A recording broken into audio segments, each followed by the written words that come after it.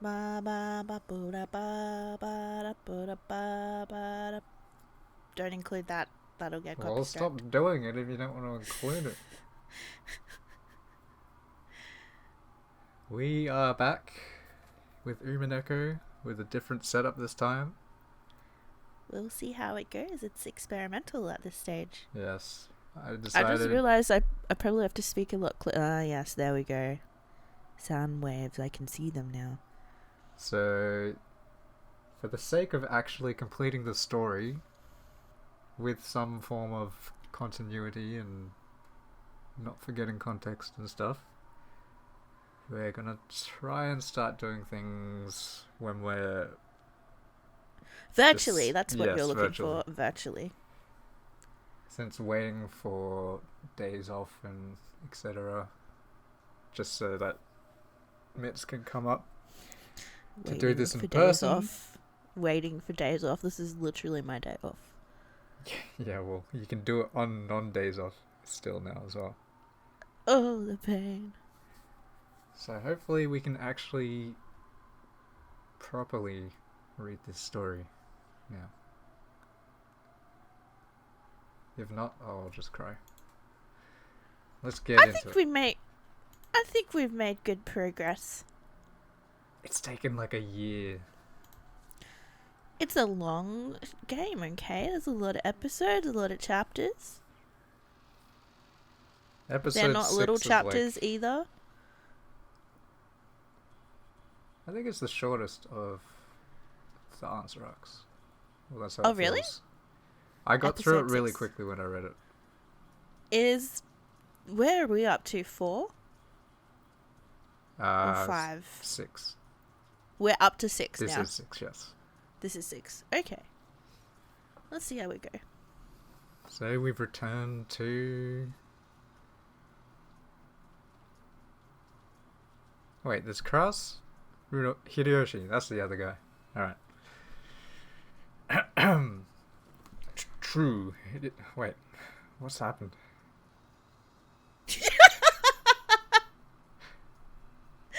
We just didn't catch up before, so you. You're like, I don't want to do No, it's catch ups just at the like. beginning. It's just started us off like.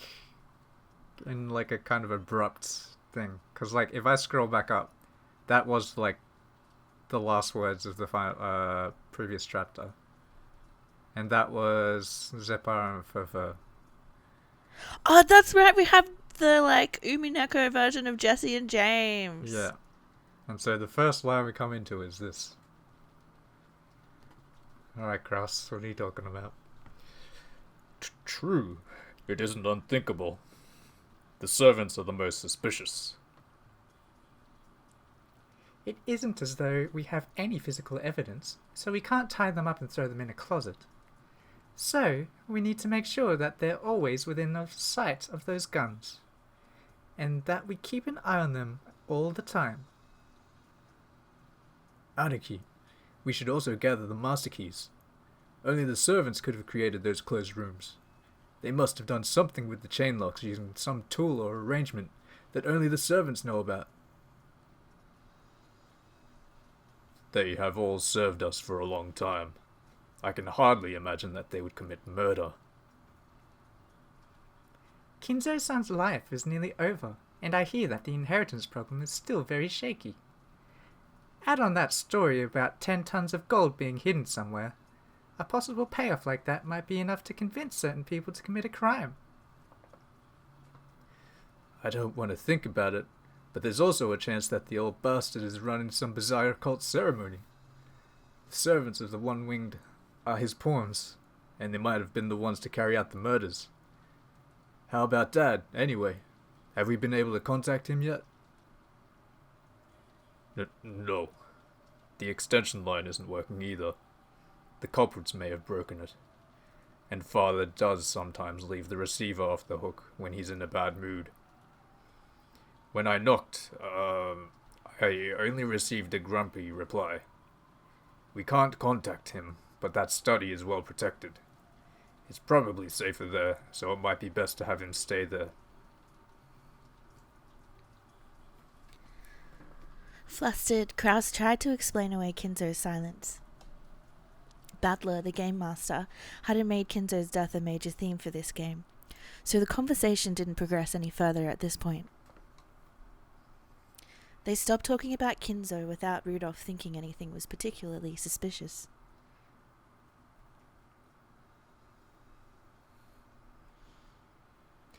Hold on, I'm going to turn this game music down a bit.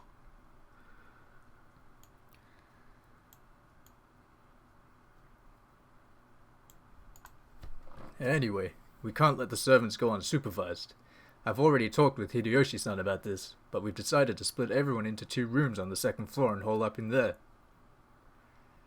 Why 2 rooms? Wouldn't 1 room be more secure? Well, if you tried to stick 12 people in one room, they'd suffocate. It would also be best to isolate the people we need to keep the closest eye on. There's Genji-san, the head of the servants, Goda-san, the largest one there, and though he's just a kid, Cannon-san is a boy. I think we need to pay those 3 special attention, Aniki. This way we can isolate that group, and you and I can keep a close eye on them. With 2 guns, the pair of us could cooperate on a moment's notice. If they make even a single suspicious move, boom! I understand. Let's do that. But, Rudolph, we cannot be certain that they are the culprits. Don't be too pushy. You're telling me not to be pushy? We must be getting old. Right now, Hideyoshi-san is upstairs, dividing everyone into the 2 rooms. We'll gather the ones being isolated in the cousin room, and the others will go into the next room over. Right. Aniki, what about Jessica-chan? She insists on being in the same room as you. Jessica. We were planning to have 5 people in the cousin room, and 7 in the next room over. If Jessica-san wants to go to the cousin room, it'll be split clean down the middle.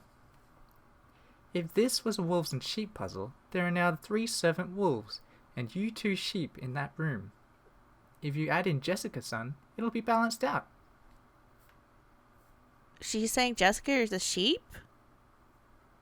Uh, Who's the sheep and who's the wolves? Isn't the wolves the like servants are the unknown wolves. X? They're assuming the servants Oh. are the wolves, so everyone else is a sheep, I guess. I mean, doesn't feel quite right, but it is Erica we're talking about. Well, the servants had access to the master keys and stuff, which is why they True. suspect them. Yeah, good point. For a while, Kraus crossed his arms and thought. The cousin room would surely be more dangerous, so he wanted his daughter to go into the next room over. However, in an emergency like this, he wanted to have his daughter where he could see her.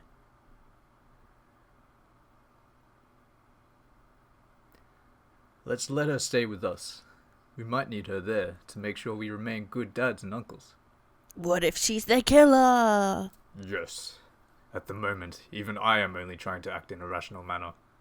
But I cannot guarantee that my sadness at losing my wife won't change to anger. Even without any physical evidence, the servants are certainly the most suspicious. During the long wait, the 2 men's weariness and anger and sadness might make them lose their reason and act out in anger. After thinking deeply, Kraus decided to accept Jessica's request, in part to prevent such a thing from happening. I think that's a good idea. I approve as well.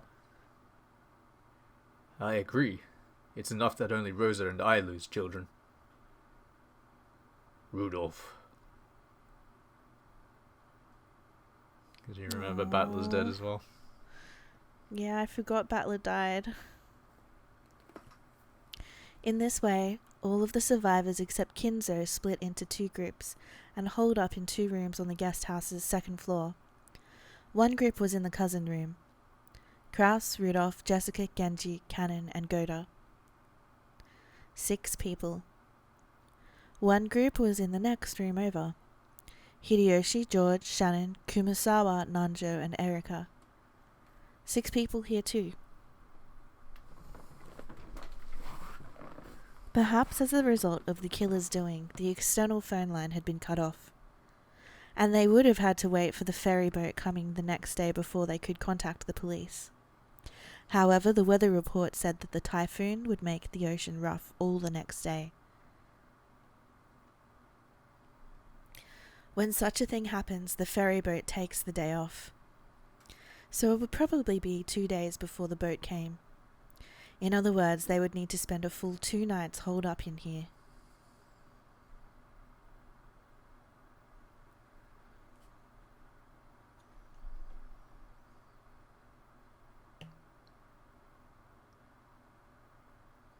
Sorry, I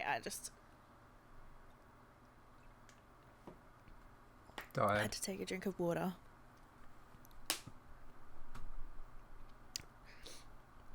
While Erika and the others held their planning meeting in the lounge, food and blankets had been brought in to prepare for the siege. The sudden tragedy had everyone on edge, but it was already well after 2 in the morning. If they really suspected the servants, then the observers couldn't afford to fall asleep at the same time. Either Kraus or Rudolph should probably take a nap right away. Not bad.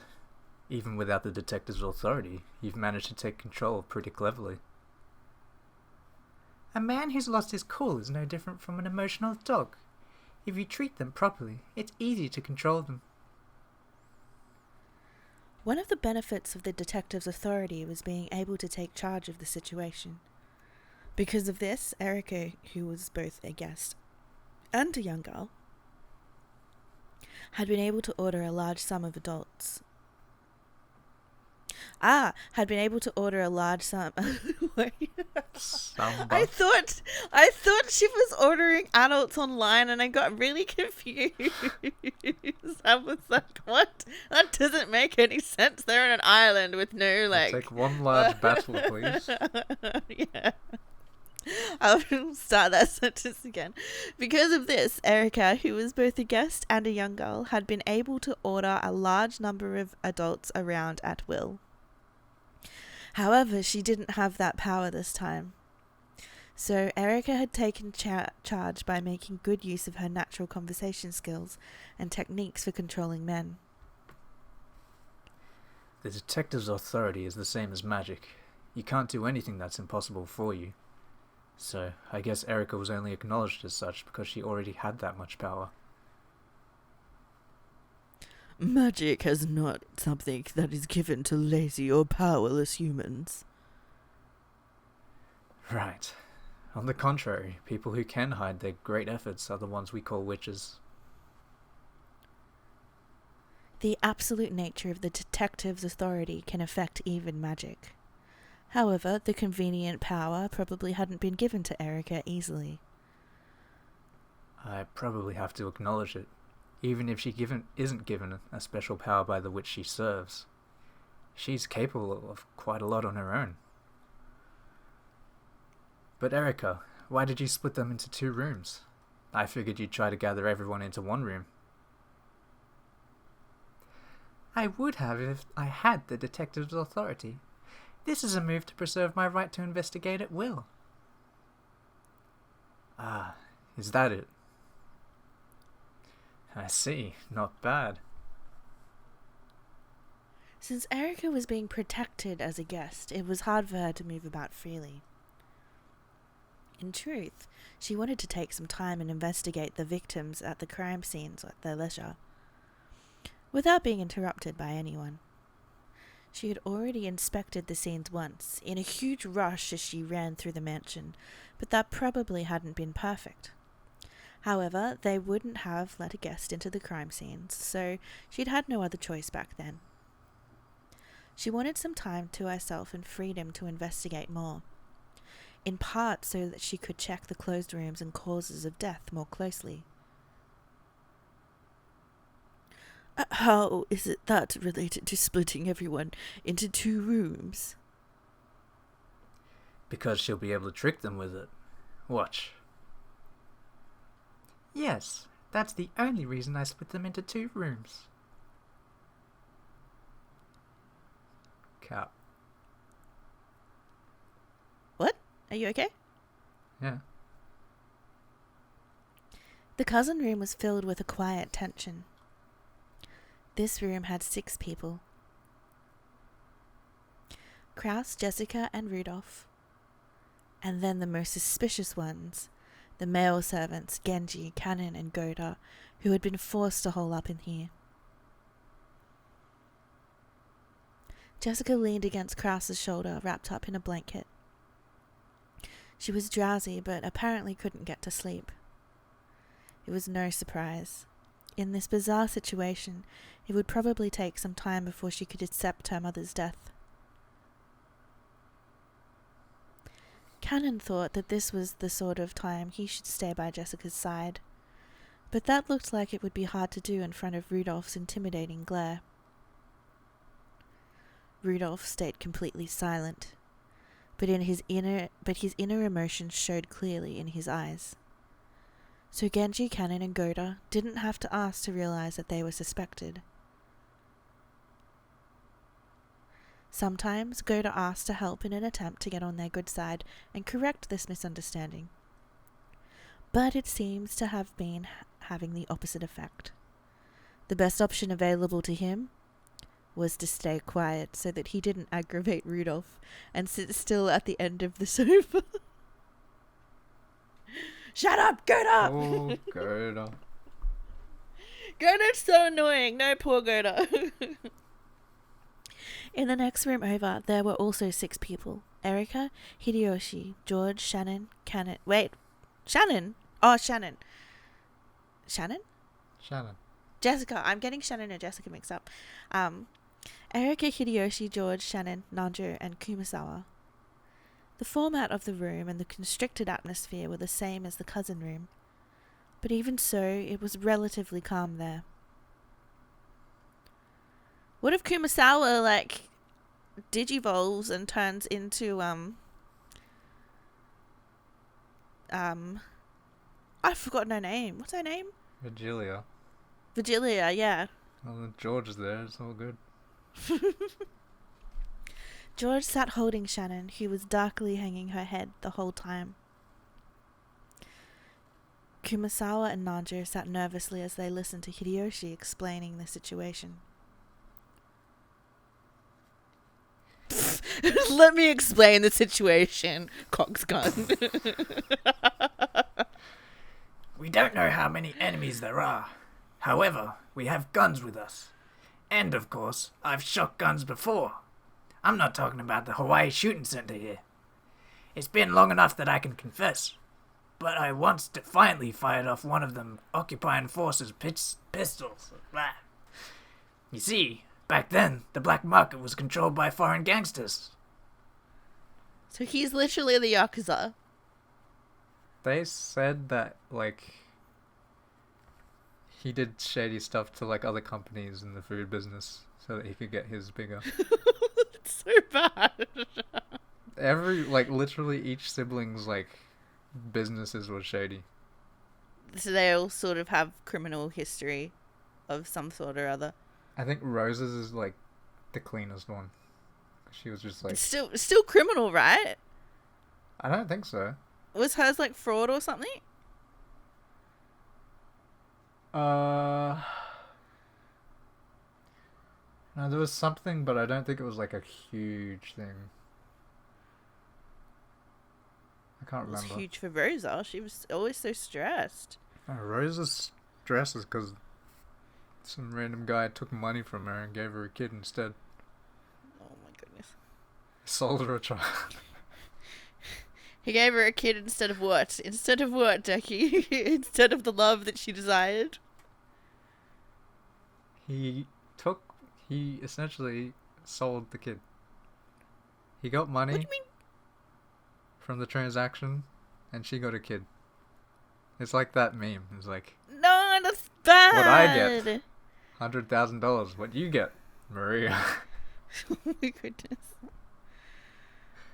Oh, poor Maria. He probably wanted to make everyone feel secure by convincing them that he could be relied upon. Do you know what? It probably does the opposite. What? He's like holding a gun, kind of cocking it at them, telling them about his like gun experience and the shady things he's done with guns in the past in a room of like women. He's just like already like a little bit more powerful than everybody else. That's just And then you- Hideyoshi stuff. Give him a gun. Well, I mean, at least it's not Natsuhi with the gun. Nazi with the Never ended well. Nazi, he's got a gun. Hideyoshi went into one of his old stories that everyone had heard many times, and which had gotten more extravagant each time they'd heard it. It didn't make them any more confident in Hideyoshi's abilities. But it did seem to calm things down a little by bringing in a sense of normality. Why has a crime like this happened? I hope the boat comes tomorrow. Oh no. That seems unlikely. It looks as though we'll be staying here for 2 nights.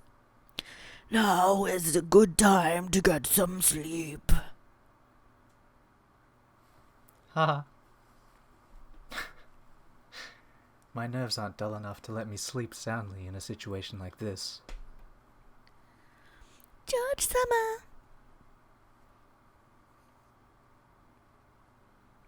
The pain and anger of losing his mother quietly tormented George. Sleepiness probably wouldn't be coming to him for a while. Who is he angry at himself? They don't know what they did. Do they? I don't know. Because I don't know which parallel dimension we're in. Yeah. It's the Erica game said- board, so I don't know. It is confusing. Yeah, Because continue. it could be them dead, and they're Yeah. proving themselves on the game board. Like I feel like that's a credible possibility in terms of how this novel world seems to operate. No, we'll see.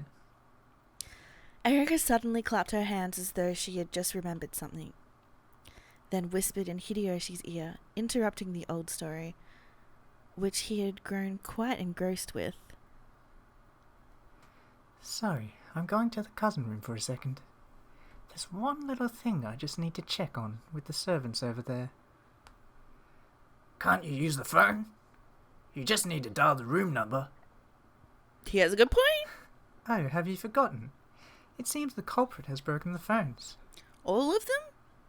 Wait, you don't mean you found some kind of contradiction in their testimonies? Up until this point, Erica had spent a lot of time giving the impression that she behaved like a detective. So Hideyoshi immediately assumed that this was something vital to do with the crime. It'll be easy to check, but it might be a huge lead. I'll be back before long. Please don't let anyone leave this room. Erica's lying. Even though it's the next room over, it's too dangerous to go alone. You sure that you don't want to take someone with you? We can't trust the servants or Najo-san completely. You're in charge of this room. George-san is needed to support you. There's no one left. Don't worry, the detective never gets attacked. Erica had already worked hard to look like a sharp, clear-headed person. Hideyoshi relaxed and agreed, thinking that it was just next door and wouldn't be a problem. After an hour, no. Better not to wander around too much. I'll stay over there until morning. It'll be better if I wait until it gets light before I come back. Good thinking. You be careful now. It's just a little trip to the next room over. Take good care of this room. Please don't let anyone go outside. We've already brought everything we need up here, so there's no reason for anyone to leave. Food, drinks, blankets, medicine, towels, tissue paper, everything. The women also had their cosmetic products. Pouches, in their products in their pouches, they could last 48 hours without lacking for anything. What, are women like kangaroos? They just have pouches to put cosmetics in. It's like a makeup bag. Yeah, I think they would definitely have them though in Japan, like a little pouch, because it's probably seen as too embarrassing to carry like a tampon or a pad out in the open. Nah, So I'm just thinking of like a kangaroo pouch. Yeah, except it's florally. Wait, what? Like got all flowers and floral stuff on it. A kangaroo pouch. Yeah, but for women, right? For humans. It's a pouch. Could be detached from the body and decorated with I'm thinking of one that's flowers. not detached and is attached. I'm just like, wait, you have that? No. Okay. You're getting me worried there. I was like, do I not understand human anatomy? No. I thought you were talking about that. Never mind. I know. We aren't just here to protect ourselves. We're also on the lookout for the culprit, if he's among us. Among us. I understand. Good. Goodbye, then. The room explodes. She leaves. Where are you going, Erika-chan? We promised that no one would go outside. Oh, Erika-chan remembered something important she had to do. She's going to the next room over. Don't worry, she'll be fine. Suspicious. Hideyoshi suspected that Shannon might be one of the culprits, since he also knew that Shannon and George had a special relationship. He apparently thought it would be prudent to mislead George about Erika's actions and motives.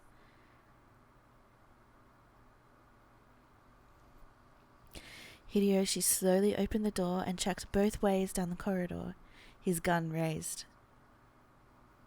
It's okay. No one's there. That's far enough. For all we know, Shannon-san might take George-san hostage as soon as you leave the room, right? It's careless to even just showing your back to them, as you're doing now. You're right. Then be careful. Tell me all about it later. Sure. Bye then.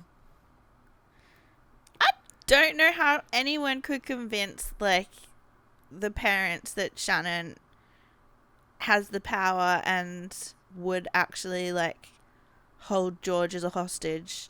Two, that George would not want to be hostage to Shannon. I don't know. I feel like she was like, I'm taking you hostage, George. He'd be like, okay, anything for you, my one and only. Like, I would just imagine. I would imagine if Shannon is a wolf, then George would be a wolf as well. Because, like, I mean, he may be a sheep, but then, like, he would become a wolf. He's the wolf in sheep's clothing. Yeah, something like that. George is more wolfy than Shannon. That's the thing. Like, I don't know. Just that Erika has, like, the persuasive power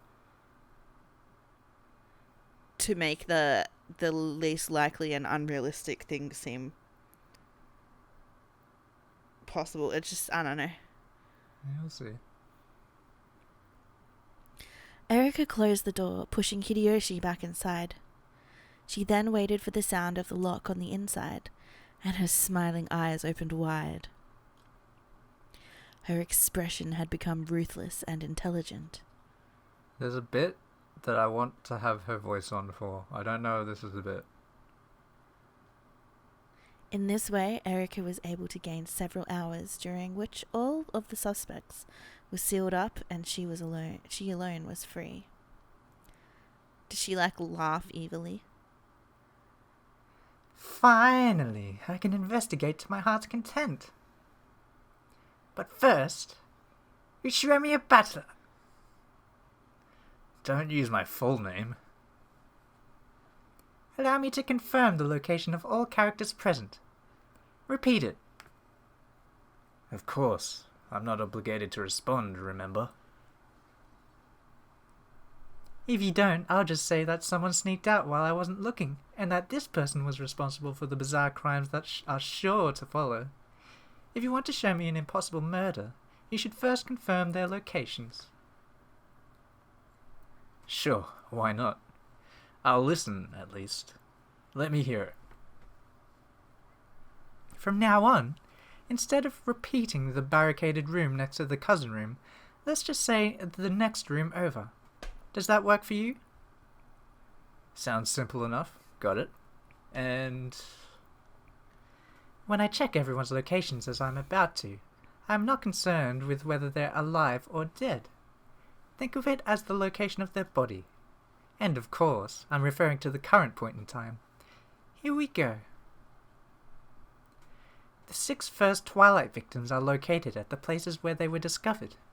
Natsuhi is in her room, Ava is in the VIP room, Kirie is in the Krause's study, Rosa and Maria are in the parlor, and you are in the guest room.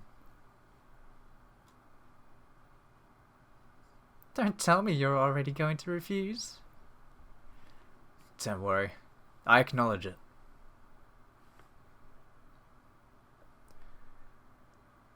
First off, it was acknowledged that the victims' locations were the same as the rooms that had been shown by the witch side's illusion. Good. I'll continue. Hideyoshi, George, Shannon, Kumasawa, and Nanjo are in the next room over. Acknowledged.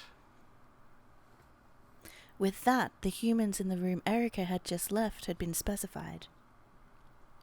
Carefully checking even obvious things like that was most basic part of playing on the human side. Good. I'll continue. Everyone else is in the cousin room. The word everyone drew a slight reaction from Battler. The intuition he'd built up from all of his previous games told him not to answer this one instantly. Look at that cat mouth on Erika. She's like, yes. I refuse. Acknowledging that would mean that Kinzo's corpse would also have to be in the cousin room. Ah, pardon me. It has already been shown that Kinzo no longer exists, so please remove him from the word everyone. Why are you using the word everyone for the cousin room alone? Why are you so vague when you could just mention the names of Kraus and the other 5 individually? It'd just be too much of a pain to read it out all of their names. Don't trust her. Don't trust her, Battler. Does using the word everyone create a problem with that trick of yours?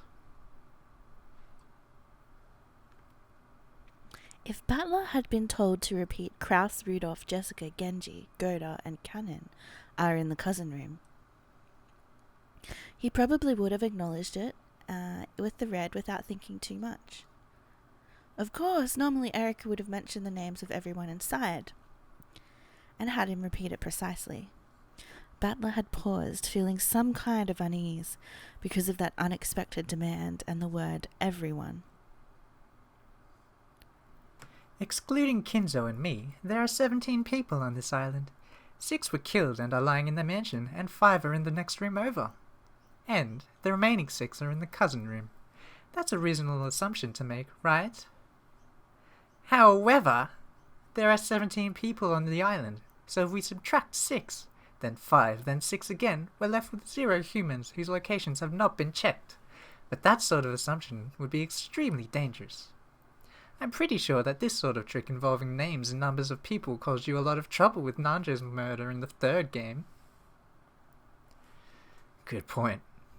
That trick worked because the 18 names given didn't match up with the 18 people who actually existed, leaving room to add in an unknown person. Do you remember that one? Mm-hmm.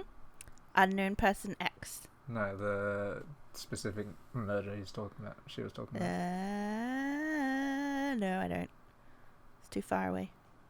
It was so that was Ava's game. That feels like that was literally like a year ago. Was our first? Yeah, that was our first recording. Yeah, game. that is way too long ago for me to remember specific details. It was like the survivors were Jessica, Nanjo, Ava, Battler. I think it's something like that.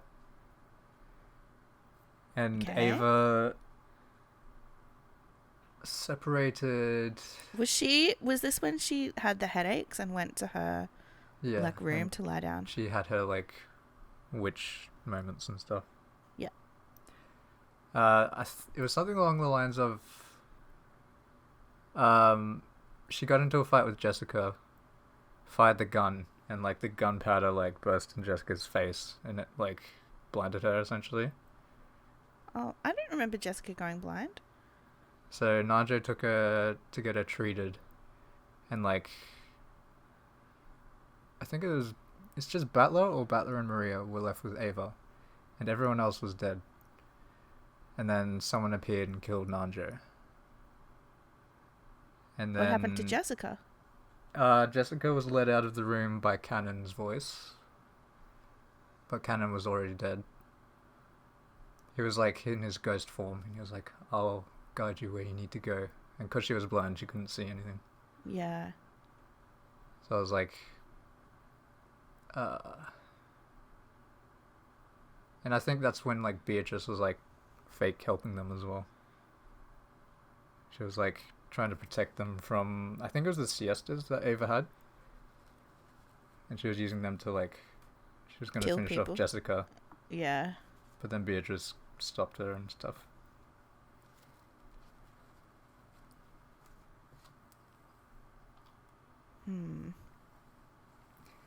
Exactly. And so, I can't feel secure just by checking their locations by name. That's why I use the word everyone. That word can prevent you from using a new trick that I haven't even thought of. I see.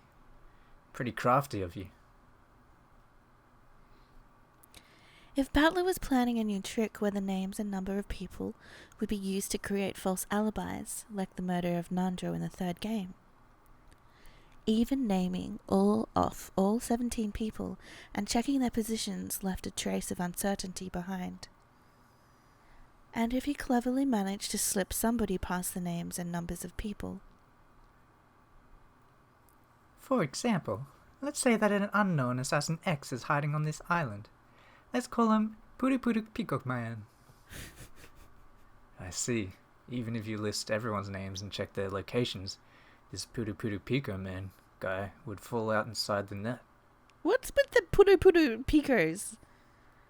Precisely. What was it? Puru Piku Poyo. Yeah, it's slammed as magic, I guess. Even hearing there are only 17 people on this island, and here are the locations of 17 people, is insufficient. There's already a precedent for this. However, the word everyone is just too broad. Can't you word it a little better? No. If we run away from the word everyone here, there's a chance that Erika will be able to use that as a basis for making Puru Pico Man the culprit for everything. In my old fights with you, I also nailed several riddles with no basis other than the unknown 18th person X. I don't know if you nailed them. He likes to think that, yes, he was good now that he has a cloak of mystical power. He won one game of chess and now he's a grandmaster. Expert. The word everyone is significant. Make sure you think very carefully first.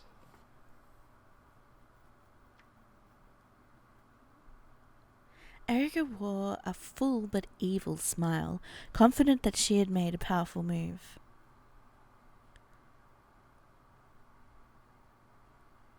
Players on the witch side must eradicate all possibilities that would be possible for humans.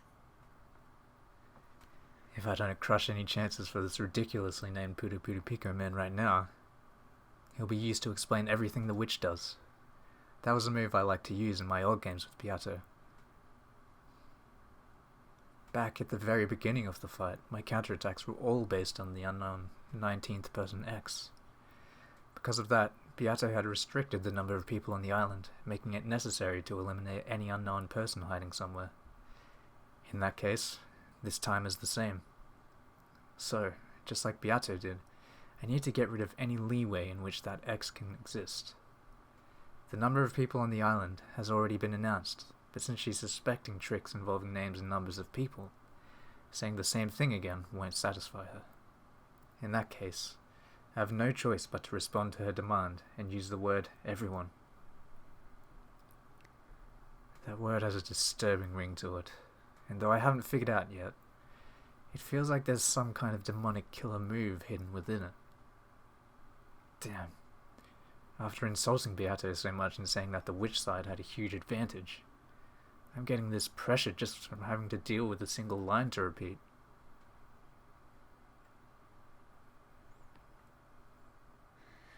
Deflection, right? You mean the chess term? Yes. It's a technique of putting pressure on an enemy piece, forcing it to move and making them weaken their own position. I'm threatening you with the broad and powerful piece called everyone, pressuring you to move. With this, Battler's son will be able to perfectly guarantee alibis for all the survivors. And it'll probably make it possible for him to trap me in the later impossible crimes. What exactly are you afraid of? Shouldn't this be a powerful move for you?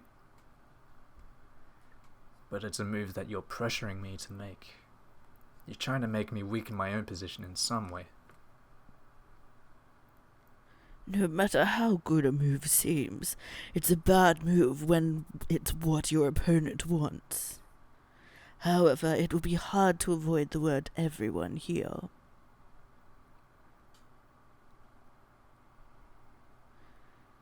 The red truth can cut the weak reasoning of the human side apart over and over. In the past, I feared its ruthlessness. However, I also learned quickly that it could be used as a basis for a counterattack. Yes, the red truth is a trump card, a treasured sword. Now I'm painfully aware of how Beato felt. It can kill with ease, but it's not something to be used unnecessarily. Using it carelessly will end up cornering the witch side instead. What will you do? We can put this on hold if you want. No. Okay, I acknowledge it. I acknowledge that everyone else is in the cousin room. No, Battler! Good! Thank you very much, Battler-san. Beautifully done. Oh, I'm in trouble. If a letter from a witch comes in this situation, just who could I suspect? I love how she puts her hands up. You know something's going down when she moves her arms. Oh, it just looks funny. I'll just... She Do you said wanna do she... it? Yeah. Yeah, okay. I I can't tell her if it's Battler or narrating. And maybe you should do it. I think it might go into Battler. Yeah. She said she was in trouble, but her face didn't look troubled at all. On the contrary, she looked as though she had just succeeded in placing a huge opening move. In a witch's game, even a single mistake can be fatal. In both chess and shogi, you can't get a piece back once you've moved it. That last exchange had left a bad aftertaste, as though flesh had been torn and bones broken. That should be enough of confirming positions. Shall we continue the game? Yes, we shall. Delano!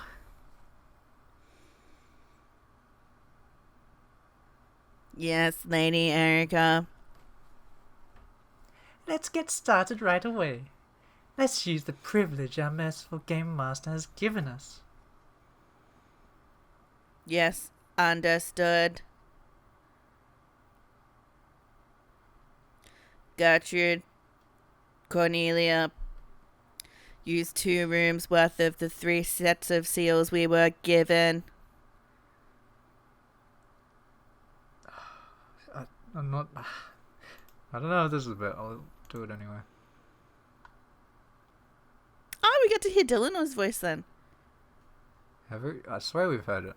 Have we? I don't think we have. I need to remember how to actually... Yeah. Been a while.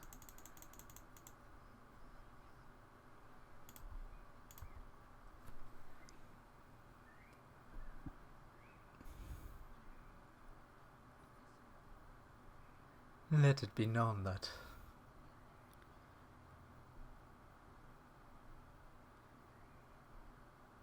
You're Cornelia. I heard Cornelia. Oh, wait. Oh, no. We're still... Okay, we're not... Okay. We understand. Or do you want to just listen to it? We can do that. I thought that was what we were doing, but no, it's okay. It's okay. No, we'll just do that. Just so it doesn't double its length.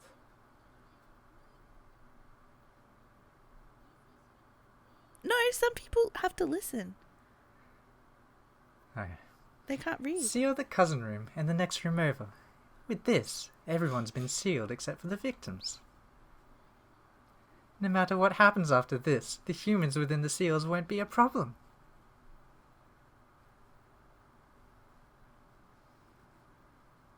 I think it's later where it opens.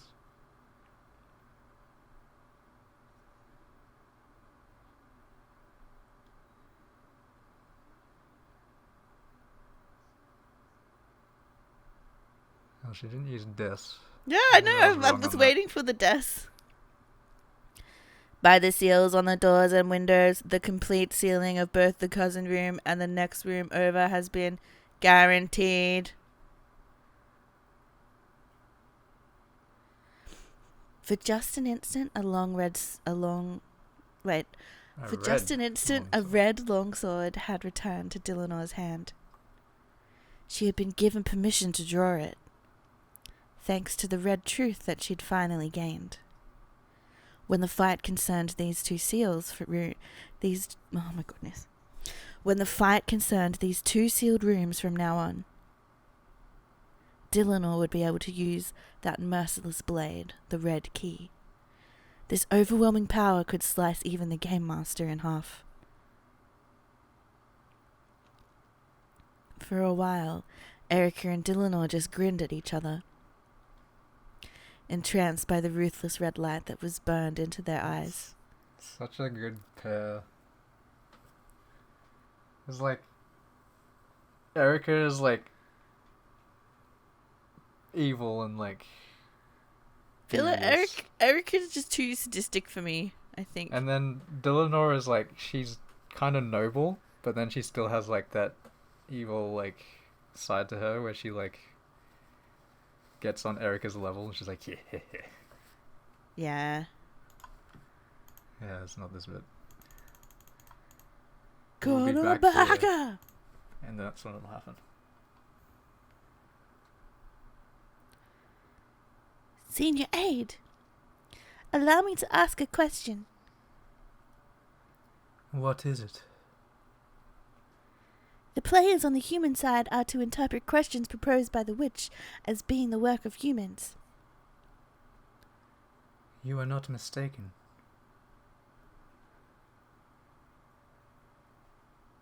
If that is so, why are Lady Erica and Commander Dylanor fighting to lower the number of humans who can commit crimes? Cornelia's question was a very simple one. Those two had made this move boldly, making it sound like it was a powerful one, almost as though it would greatly damage the witch. However, if you thought about it, Erica was just strangling her own neck. We still don't know what sort of crime will occur in the future. Would it not be more advantageous to the humans if there are more people whose locations are not specified? No, that now is not the time for the lady or the commander to reveal their thoughts. I apologize for my idle chatter. Cornelia looked like she wasn't satisfied. In the previous game, when trying to help Kinzo escape from his study, Butler had desperately tried to break free from that closed room using various methods. As a result, Kinzo had escaped into the darkness of the night, and it had later been possible to treat him like an elusive phantom. In other words, closed rooms were advantageous to witches and disadvantageous to humans. Witches proposed closed rooms, and humans destroyed and denied them. That should have been the standard tactic of this game. And yet, Erica had created closed rooms herself, sealing a full 11 humans in them. In other words, this was the same as abandoning the right to use those 11 people when explaining all of the later tricks. In the past, Battler had confirmed the location of certain people, but that had been to check whether certain pieces existed with which he could break closed rooms, a completely different situation. Why had Erica taken these 11 people, who were also her pieces, and sealed them in a closed room? Cornelia hadn't experienced enough fights to understand this move, which looked as though they were trapping themselves.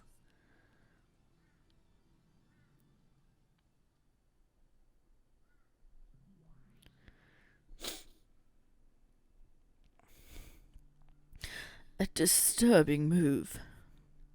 What on earth is Erica planning? It isn't necessarily an attack. In chess and shogi, strengthening the guard around your king is an excellent strategy. In other words, the seals around those 2 rooms aren't an attack, but a guard? That seems likely. Thanks to that, it's hard to lay a hand on the survivors. It'll be tough to carry out the second Twilight. I see. The witch side has an advantage when more riddles are presented. Yeah. After all, even if one riddle goes unsolved, the witch wins. Each new closed room we present increases our advantage. The riddles that the witch side sets up are equivalent to attacks. The human side must perfectly intercept all of those. It's almost like a penalty shootout where letting a single point slip by means defeat. So the witch side wants to increase its number of attacks. The human side wants to lower the number of attacks. When Battler had fought on the human side, he hadn't thought of the survivors holding up in a room as being particularly useful. However, from the witch side's perspective, this strategy was simple but effective. What made Beato incredible was how she'd bluffed and sneered at this tactic as though it was completely useless. On the inside, she must have been so worried about how to break down all of these barricades in each game. Right now, Battler is sure of that.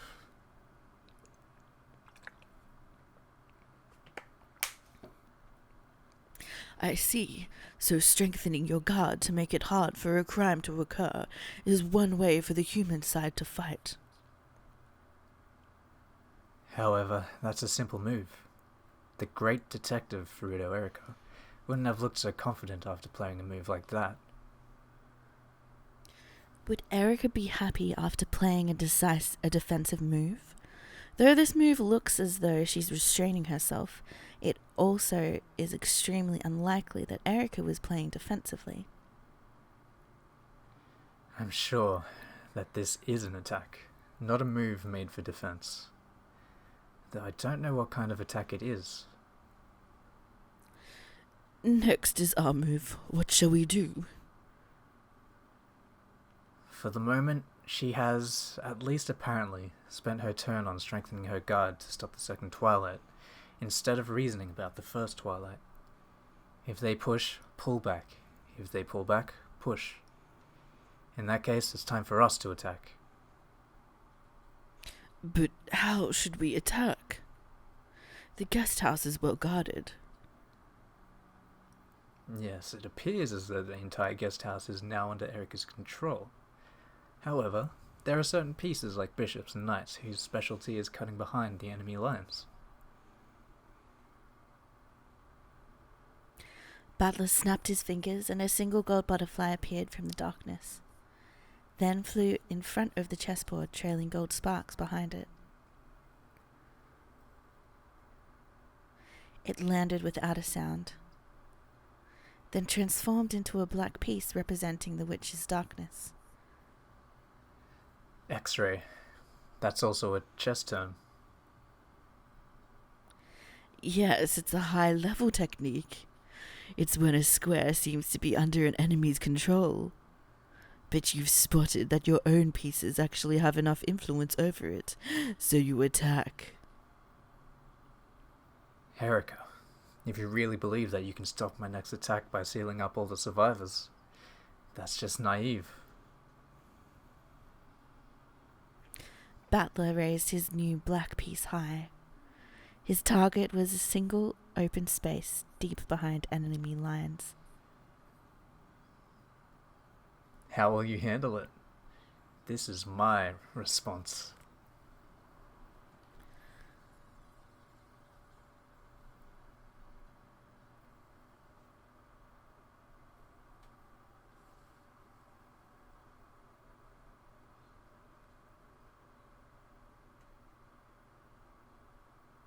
New characters?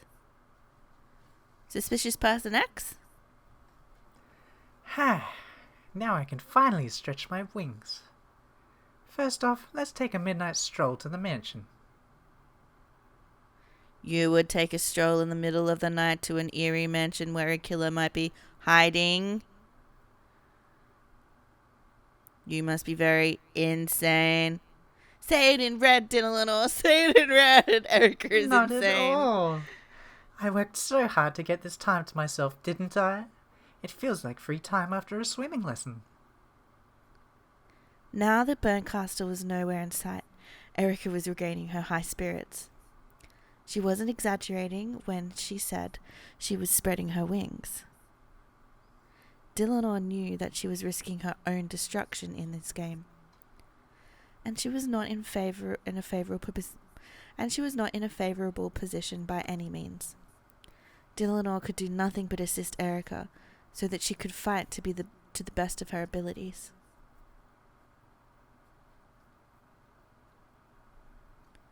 All right. The locks on the first floor of the guest house are perfect. The entrance is sealed up with a chain lock. Before leaving the guest house, Erica did a check on the first floor, making sure that nothing was out of place. Then, she found a flashlight and umbrella in the servant room next to the entrance. Then let's go. Yeah, we at least have to check the cause of death for all 6. She unset the chain, unlocked the door, and opened it. The freezing outside air poured in. It appears to be quite windy still. Well, this body is just a cage of flesh to me. I don't care if it gets wet or cold. Let's go. When Erica dropped her gaze to open her umbrella, she noticed something lying at her feet. This is exactly what she said. It's one of the usual letters. It was one of those letters sent by the witch, with the seal of the one-winged eagle on it. It had been wedged under the outside mat in front of the entrance, as though someone had predicted that Erica would eventually leave for the mansion by this way. It was in the shadows of the large eave, so it had avoided the rain entirely. So, it's here already. Almost as though it was waiting for me. She bent over and picked it up. She then tore it open recklessly and pulled the letter inside out of it. A message had been written in neat letters. Welcome, Furuto Erika-sama, it says. Oh, so it's calling me by name? They totally saw this coming. What does it say? It's an advance notice for a crime. No, I should say it's a report after the fact. Apparently, they have taken Ushiromiya Battler's corpse. It's basically saying, please try looking for it. So this isn't the tear apart the two who are close of the second Twilight. Well, disappearing corpses happened a few times in Beato's games too. There's nothing really new about this. Erica shrugged and scorned the letter. However, this letter was a real attack. All of the survivors were sealed in rooms on the second floor. And at the very end, after she had gone around with Kraus and the others to check the locks on doors and windows, Erica had personally confirmed that there was nothing at this spot. So this was an attack saying someone who shouldn't be here placed the letter, and that this someone was a witch. That was also an attack that the old Beato had used often.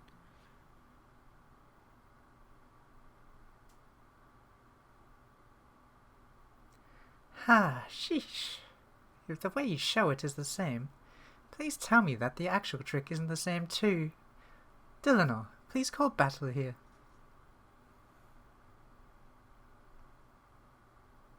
Understood. Sorry, I just had a microsleep. Lord Battler, we wish to take our turn. Got it. Let's have it. Sorry, I actually don't have a move to declare. The truth is, there's something I need to apologize for. Apologize? I think that's you, Ducky. Huh? Battler and Beato's eyes went wide. However, though Erica said that she wanted to apologize, she had a confident look on her face, as though even that apology would be a new move. So, Battler glared at her dubiously, without letting his guard down. It's about those retroactive seals. I actually already sealed one place. I apologize for taking so long to report this to you. You already sealed something? In other words, you've already used up all 3 rooms worth? Yes, I promised that I'd report on it right away, but I completely forgot until just now. Oh, how convenient. You have my sincere apologies. You don't look like someone who's sincerely apologizing. Well, that's fine. I'm the one who gave you that privilege. So, what did you seal? Delano. Allow me to report. Battler's guest room was sealed at the time of Lady Erica's inspection of the corpses. Beato tried not to let it show on her face, but her eyebrows twitched visibly and her gaze flicked over to Battler.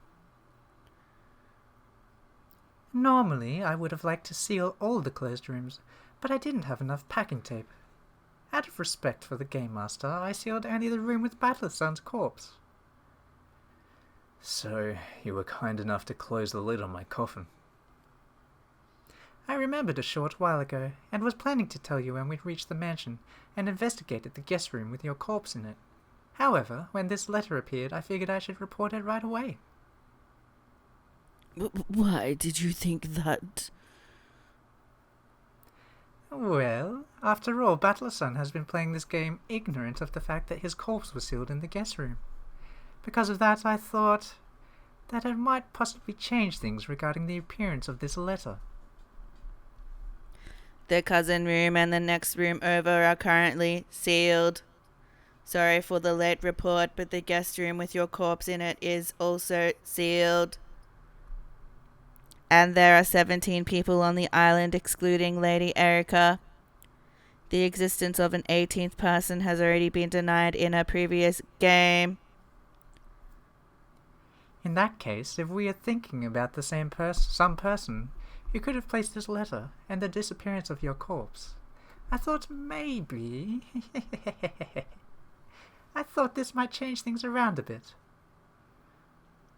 Erica laughed crudely while staring into Battler's eyes to see if he was panicked or disturbed. Battler, son. Stay calm. Erica's just made her report a bit late. There's no need to lose your cool. Erica had suspected it since the beginning. It was possible that Butler actually hadn't been killed and was still alive.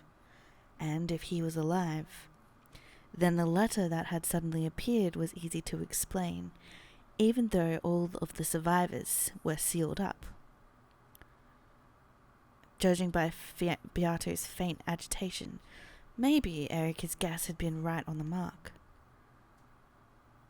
Butler played dead and somehow got around Erica's examination. And then, while everyone was barricading themselves in the guest house, he snuck out of the guest room. After that, he placed a letter detailing the disappearance of his own corpse in the entrance to the lobby, and hid himself. If that was the truth, then the seals that had been placed on Butler's guest room at the time of Erica's examination were now very significant. In other words, if this was the trick they'd used, then Butler would certainly have broken the seals when he left his guest room. The trick would not be workable without breaking the seals. Since the survivors were all sealed up inside the guest house, then if the seals on the guest room were broken, it meant acknowledging that at least one of the victims was actually alive. If Butler had known about the seals earlier, it was likely that he would have advanced the game in a different way to avoid this. In other words, it was very likely that an announcement about the seals would have had a large effect on the rest of Butler's game. Erica was saying if Butler had avoided breaking the seals because he was pretending to be a corpse and instead remained inside the guest room, perhaps this letter would not have appeared in the story. If Butler was actually alive and had placed the letter there, then now that Erica's seals had come into play, there was a chance that his trick would cause a contradiction somewhere down the line. That sort of contradiction is called a logic error.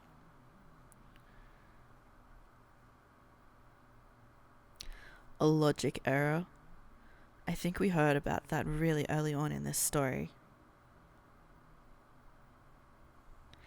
It's a violation of the rules, the greatest and worst form of error, with which the witch side must avoid making. Yeah, I remember. It was something about the two sides of the tale not matching and creating a contradiction. Do you remember the magic for making candy appear inside of an overturned cup? Yeah. Maria One-chan and Erica were fighting about that. Apparently, that was just a simple trick when someone slipped the candy into the cup while One-chan had her eyes closed. That's right.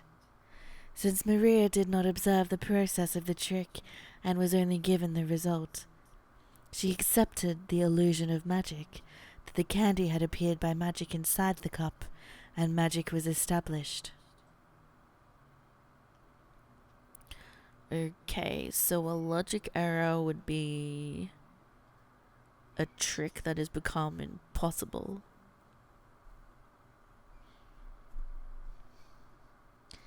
If you think about it, Erica and Maria's fierce red and blue truth battle over this magic was the real opening of this tale's fight. Let's try to remember that exchange. The heartless truth was that it had all been a trick. Making the candy appear in the cup by magic had been nothing more than Beato's claim. Magic can only do things that one can accomplish. In other words, you can only have a magical result if it's something that could have been done without magic. Let's be clear. There are two general types of magic. Giants! If you summon giants,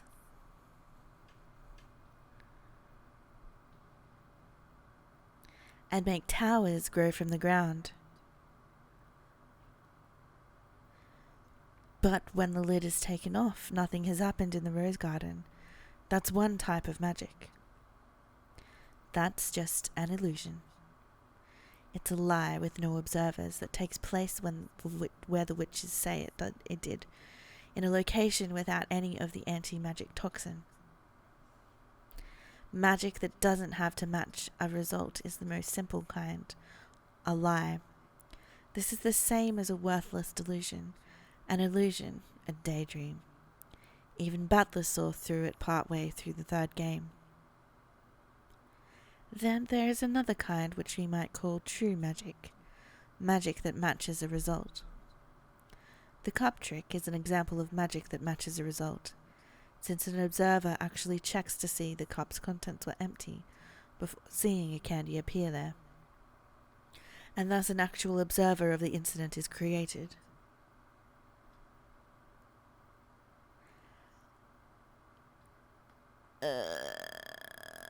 I've discovered one big rule that magic matching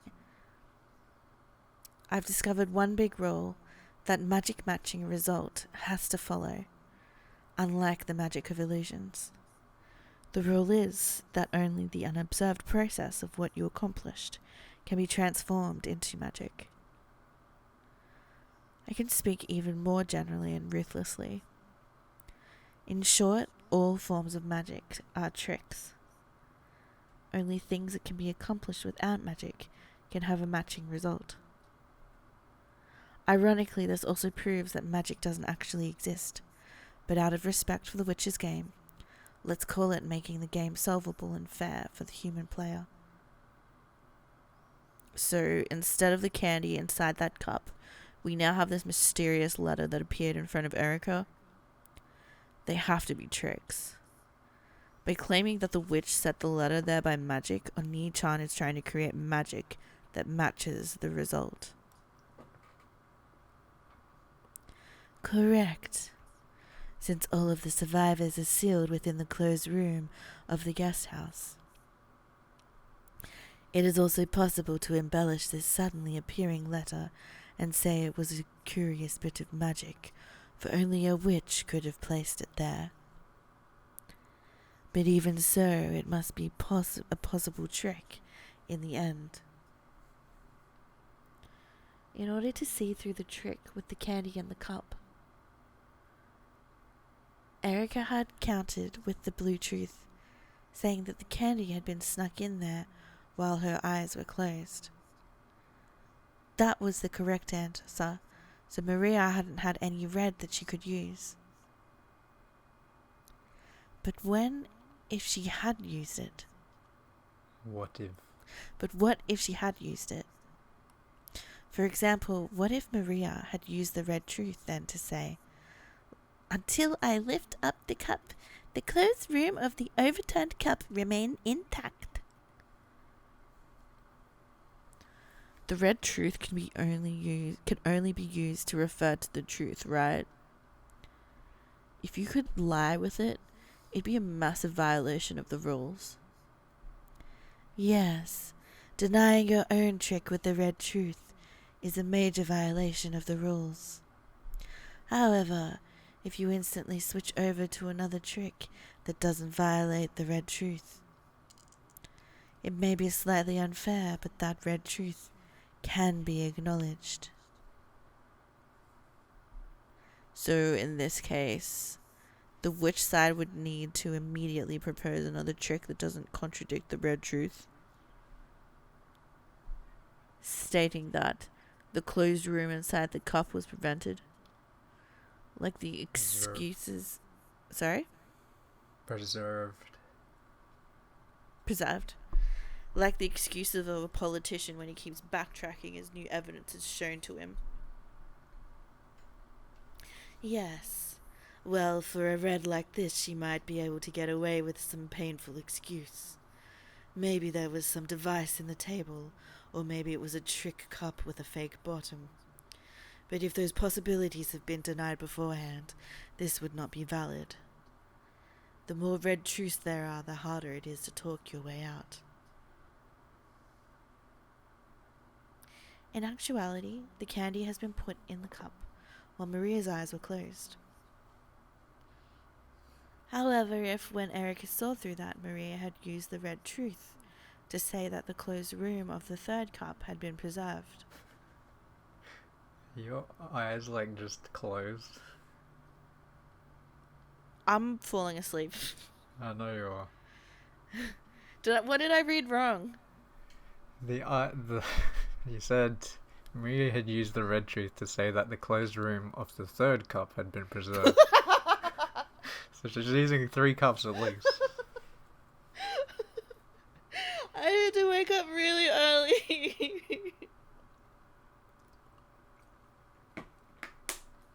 Shouldn't be too long left. Let me try again.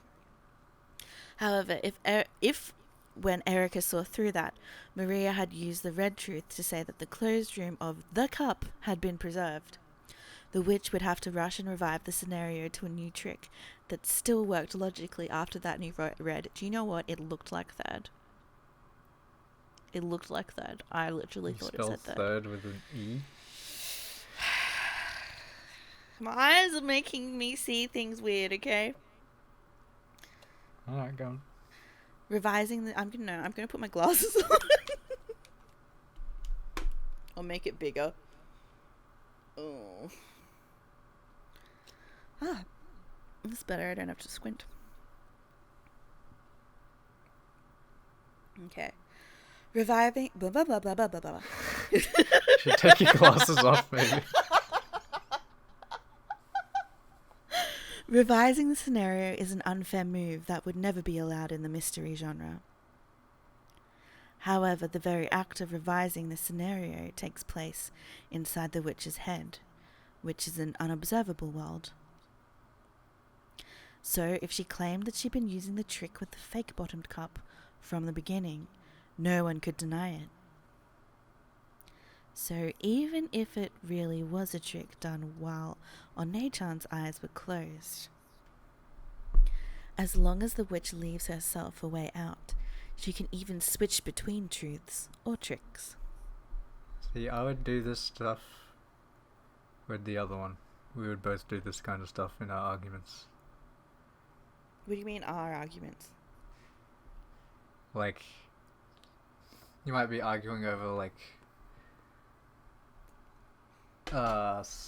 saying, like, oh, you said this. And then they're like, they're denying that we said anything. And then, like, I don't know how to explain it. It's bad.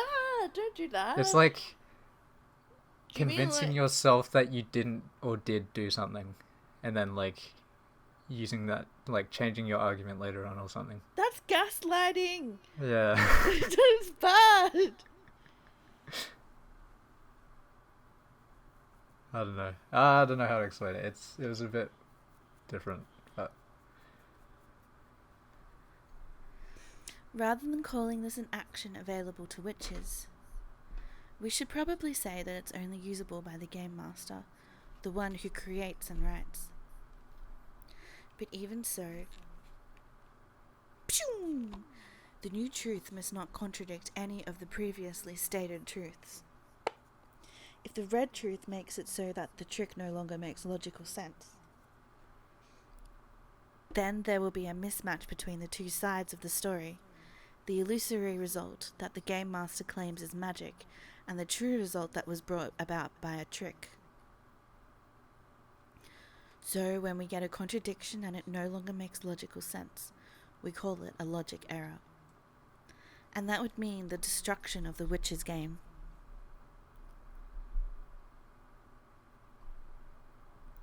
This world is a game that's possible to explain with humans.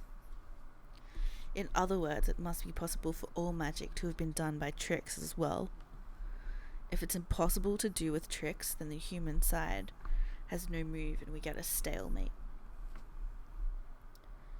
No, not quite. That's where we get the fatal and horrible violation known as a logic error. When the witch's side does this, the game is instantly destroyed and they suffer a fatal defeat. Erica's probably seen through Oni-chan's trick. Without the detective's authority, she couldn't perform a proper examination of the corpses. Because of that, he continued to play dead, snuck out of the guest room, and placed the letter at the entrance to the guest house.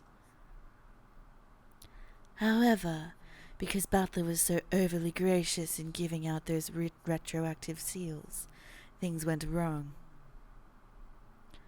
Stupid Oni-chan. The current situation still does not warrant panic. It still hasn't been specified with Red Truth that the seals around the guest room are intact. He is free to break the seals. If he doesn't, then he can probably have it so that someone other than Butler was alive, and then swap them in as the person who placed the letter. That's right. It's not just Oni-chan, the other corpses haven't been specified as dead by the Red yet. So far, there wouldn't be any problem if they were all faking.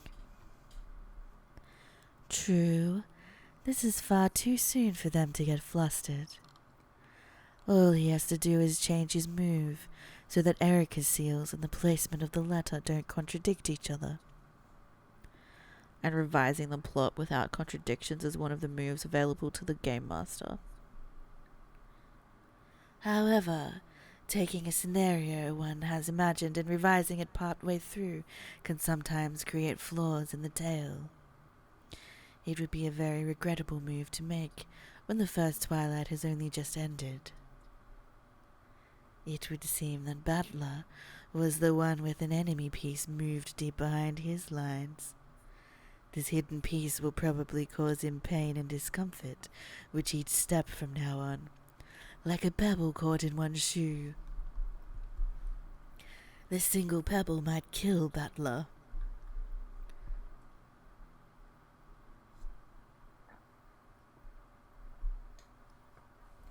This still isn't quite a logic error, and though we sealed the room retroactively, we are at fault for the lateness in reporting it. So, I have no problem with letting Butler-san retroactively rewrite the plot concerning this letter. Retroactively rewrite the plot? I see. If I placed the letter there, then that would have become impossible as soon as I was sealed in that closed room. In which case, this letter shouldn't have appeared here. Correct. So, I thought you should have the chance to revise this small inconsistency. We just now discovered this letter here. We are saying that we do not mind if you want to undo that, or if you want to use a revised scenario. Just by the existence of the letter and packing tape, this sort of move is possible for Furuta Erika. What do you think, everyone? Damn, what a dirty move. Well, what else should I expect from Erika? I made a promise with Dylan too that we'd both play all out and mercilessly. Yeah, it's true. I'd been planning to make Butler actually alive, and then to have him slip up out of the guest room, resulting in his disappearance and in the placement of this letter. However, if I revise the scenario now that my move's been spotted, it'll be the same as admitting that I was spotted. If I have to be stubborn about it, I don't want to admit that I was seen through here. I don't want to acknowledge a pathetic plot change where I try to sneak out of the guest room and break the seals. I want to change over to a different trick so that the letter will be placed and my corpse hidden, while still preserving the seals on the guest room. It doesn't really have to be me who placed that letter.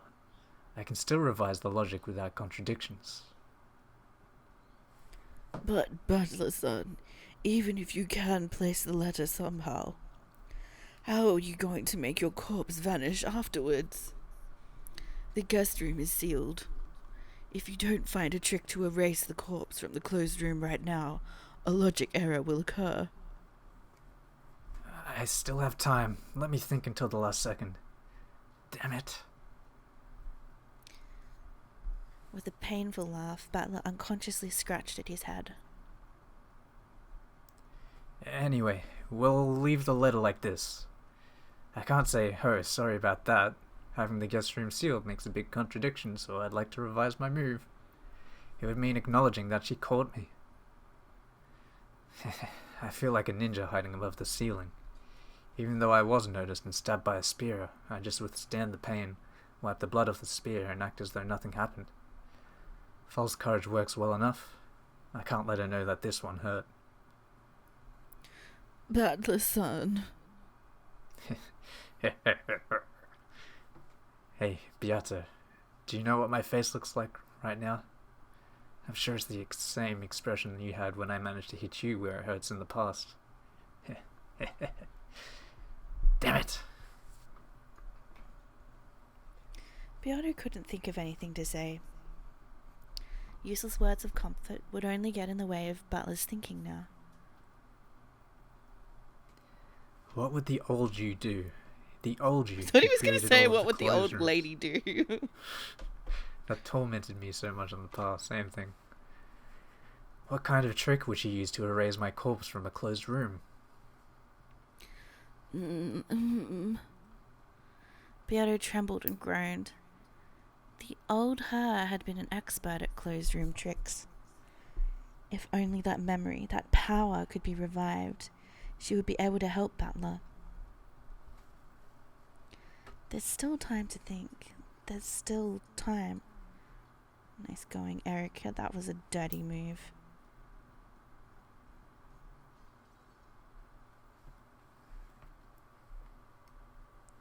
Do you get it? Get what? Everything should be falling into place now. It's falling apart. For this episode, I mean. I am not focusing on the big Remember picture. how we opened up? No. No, we opened up with... Are you talking about this particular chapter or like the episode? The episode.